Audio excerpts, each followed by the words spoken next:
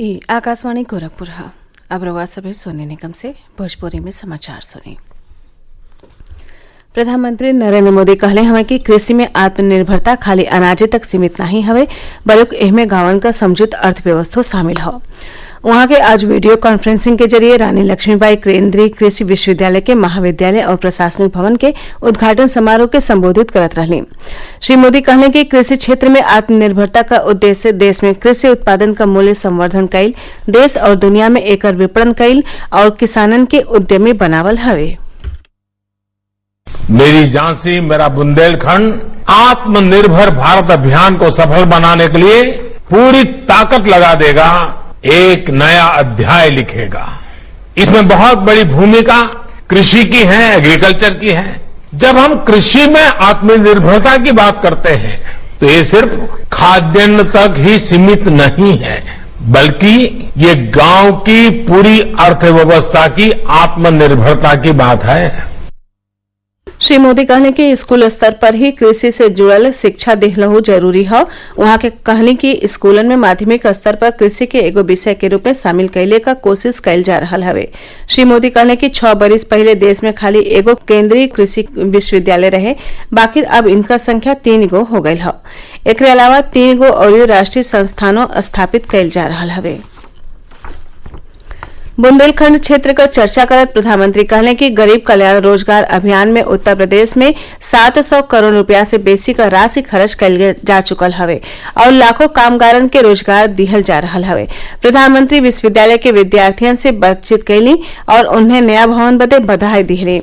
मुख्यमंत्री योगी आदित्यनाथ इस मौका पर कहले कि केंद्र में मोदी सरकार के दौरान देश में व्यापक बदलाव हो रहा हवे। 2014 के बाद देश के अंदर हर एक क्षेत्र में नया परिवर्तन देखने को मिला है और कृषि क्षेत्र में किसानों की आमदनी को दोगुना करने, किसानों को तकनीक के साथ जोड़ने, उनकी बुनियादी समस्याओं का समाधान करने के लिए उन्हें जिस प्रकार की मदद शासन स्तर पर प्रारंभ हुई है। योगी आदित्यनाथ कहने कि प्रधानमंत्री सिंचाई योजना के लेके कई गो योजना के प्रभावी ढंग से लागू कैले के फलस्वरूप बुंदेलखंड क्षेत्र में बदलाव दिखाई देवे लागल बाटे। राष्ट्रपति रामनाथ कोविंद आज राष्ट्रीय खेल दिवस के मौका पर वीडियो कॉन्फ्रेंसिंग के जरिए बरिस 2020 के राष्ट्रीय खेल रत्न और साहसिक कार्य पुरस्कार दिहले। उनके ओर से राजीव गांधी खेल रत्न पुरस्कार, अर्जुन पुरस्कार, द्रोणाचार्य पुरस्कार, ध्यानचंद पुरस्कार, तेनजिंग नोरगे राष्ट्रीय साहसिक कार्य पुरस्कार और राष्ट्रीय खेल प्रोत्साहन पुरस्कार दिहल गये। श्री कोविंद इस मौका पर कहले कि खेलन में उत्कृष्टता और उपलब्धि हासिल कईल खाली सरकार का जिम्मेवारी नहीं हवे, हर वर्ग और क्षेत्र के लोगन के भागीदारी से खेल संस्कृति के बढ़ावा दिहल जा सकेला। राष्ट्रपति इस बात पर खुशी जतावले कि अब खेल और फिटनेस युवा लोगन के सोच और दिनचर्या का हिस्सा बन गये हवे। राष्ट्रपति हॉकी के जादूगर मेजर ध्यानचंद के जयंती पर उन्हें श्रद्धांजलि दिहले। देश का सर्वोच्च खेल पुरस्कार खेल रत्न क्रिकेटर रोहित शर्मा, पहलवान विनेश फोगाट, पैरालंपिक स्वर्ण पदक विजेता मरियप्पन थंगवेलु, टेबल टेनिस खिलाड़ी मनिका बत्रा और महिला हॉकी टीम का कप्तान रानी रामपाल के दिहल गये हवे। और सहारनपुर में राष्ट्रीय खेल दिवस के मौका पर क्षेत्रीय खेल कार्यालय में स्वर्गीय मेजर ध्यानचंद का जयंती मनावल गयी। इस मौका पर पूर्व अंतर्राष्ट्रीय खिलाड़ी चौधरी नेरपाल सिंह मेजर ध्यानचंद के व्यक्तित्व और कृतित्व पर प्रकाश डरले और युवा लोगिन के उनसे प्रेरणा लिहले का सीख दिहले।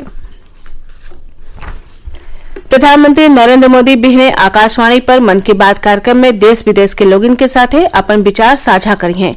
मासिक रेडियो कार्यक्रम का 68वीं कड़ी हुई। श्री मोदी इस कार्यक्रम में अपन विचार साझा करे बदे लोगन के आमंत्रित कैले हमें। लोग 1800117800 पर अपन सनेसा रिकॉर्ड करा सकेले आ नमो ऐप ओपन फोरम चाहे माई जीओवी पर भी अपन विचार रख सकेले।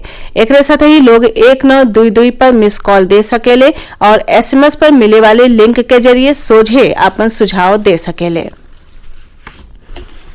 देश में कोविड महामारी से स्वस्थ भइले का दर बढ़ के 76.47% हो गयल हवे। पिछला 24 घंटा में 65,050 रोगी ठीक भइले।